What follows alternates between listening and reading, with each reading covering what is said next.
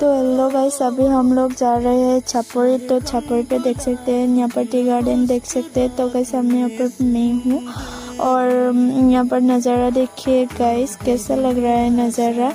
और यहाँ पर हम लोग जा रहे हैं पेप्सी और पानी लेने के लिए। और नज़ारा देखिए, और यहाँ पर मैं आ चुका हूँ पेप्सी लेकर।